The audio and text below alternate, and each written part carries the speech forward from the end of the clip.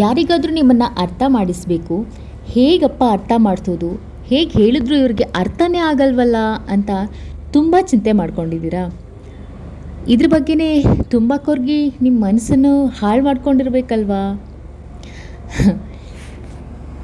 ಇಷ್ಟೊಂದು ಚಿಂತೆ ಮಾಡೋದು ಖಂಡಿತವಾಗ್ಲೂ ಆರೋಗ್ಯಕ್ಕೆ ಒಳ್ಳೆಯದಲ್ಲ. ನೋಡಿ, ಯಾರಿಗೂ ನಿಮ್ಮನ್ನು ನೀವು ಅರ್ಥ ಮಾಡಿಸೋದು ಇದು ಹೇಗೆ ಸಾಧ್ಯ ಆಗೋದು? ಮತ್ತು ಅದು ಯಾವಾಗ ಗೊತ್ತಾ? ಅವರಲ್ಲಿ ನೀವು ಹೇಳುತ್ತಿರೋದನ್ನು ಅರ್ಥ ಮಾಡಿಕೊಳ್ಳುವಷ್ಟು ಜ್ಞಾನವಿದ್ದಾಗ ಮಾತ್ರ ಅದು ಸಾಧ್ಯ. ಅವರಿಗೆ ಆ ಮನಸ್ಥಿತಿ ಇದ್ದಾಗ ಮಾತ್ರ ಸಾಧ್ಯ.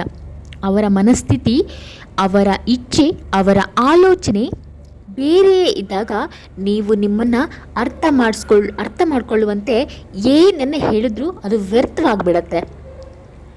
ನೀವು ನಿಮ್ಮನ್ನು ಯಾರಿಗೆ ಅರ್ಥ ಮಾಡಿಸಲು ಇಚ್ಛಿಸ್ತೀರೋ ಅವರಿಗೆ ನಿಮ್ಮ ಬಗ್ಗೆ, ನಿಮ್ಮ ಮಾತಿನ ಬಗ್ಗೆ ಆಸಕ್ತಿ ಇರಬೇಕು.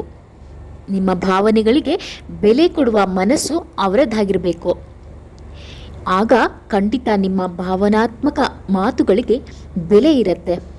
ಹಾಗಾಗಿ ನಿಮ್ಮ ಮಾತುಗಳನ್ನು ಯಾರಿಗೆ ಕೇಳಿಸಿಕೊಳ್ಳಲು ಆಸಕ್ತಿ ಇಲ್ಲವೋ ಅವರನ್ನು ಬಿಟ್ಟು ಅವರನ್ನು ಅವರ ಪಾಡಿಗೆ ಇರಲು ಬಿಟ್ಬಿಡಿ. ಸಮಯ ಬಂದಾಗ ನಿಮ್ಮನ್ನು, ನಿಮ್ಮ ಭಾವನೆಗಳನ್ನು, ನಿಮ್ಮ ಮಾತುಗಳನ್ನು, ನಿಮ್ಮ ಇಚ್ಛೆಯನ್ನು ಅವುಗಳಿಗೊಂದು ಗೌರವ ಕೊಟ್ಟು ಅರ್ಥ ಮಾಡಿಕೊಳ್ಳುವಂಥವ್ರು ಬಂದೇ ಬರ್ತಾರೆ.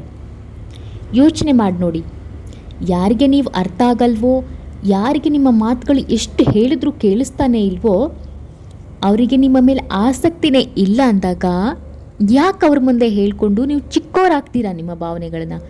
ಹಾಗಾಗಿ ನಿಮ್ಮ ಭಾವನೆಗಳನ್ನು ಬಂಧಿಸಿಟ್ಕೊಳ್ಳಿ. ಯಾವಾಗ ನಿಮ್ಮವರು ಅದನ್ನು ಕೇಳಿಸ್ಕೊಳ್ಳೋ ಆಸಕ್ತಿ ಇರೋರು ಬರ್ತಾರೋ ಅವ್ರ ಮುಂದೆ ಎಲ್ಲವನ್ನು ಹೇಳ್ಕೊಳ್ಳಿ. ಆಗ ನಿಮ್ಮ ಭಾವನೆಗಳಿಗೂ ಒಂದು ಅರ್ಥ ಇರುತ್ತೆ, ನೀವು ಆಡ್ತಿರೋ ಮಾತುಗಳಿಗೂ ಒಂದು ಅರ್ಥ ಇರುತ್ತೆ.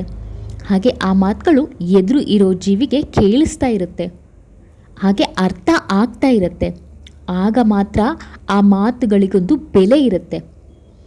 ಯೋಚನೆ ಮಾಡಿ ನೋಡಿ, ನಿಮ್ಮ ಭಾವನೆಗಳನ್ನು ಯಾರ ಮುಂದೆ ಹೇಳ್ಕೊಳ್ಬೇಕು, ಯಾರ ಮುಂದೆ ಹೇಳ್ಕೊಳ್ಬಾರ್ದು ಅನ್ನೋದನ್ನು. ಯಾಕಂದರೆ ಇದು ಮುಂದೊಂದು ದಿನ ಮಿಸ್ಯೂಸ್ ಆಗಬಾರ್ದು ಅಲ್ವಾ? ಹಾಗಾಗಿ ಅವುಗಳಿಗೆ ಗೌರವ ಕೊಡೋರ ಮುಂದೆ ಅವುಗಳನ್ನ ಹೇಳ್ಕೊಳ್ಳಿ.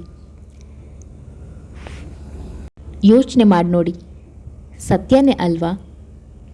ನಿಮಗೇನು ಅನ್ನಿಸ್ತೋ ನಿಮ್ಮ ಅಭಿಪ್ರಾಯನ ಕಮೆಂಟ್ ಮಾಡಿ. ಹರೇ ಕೃಷ್ಣ.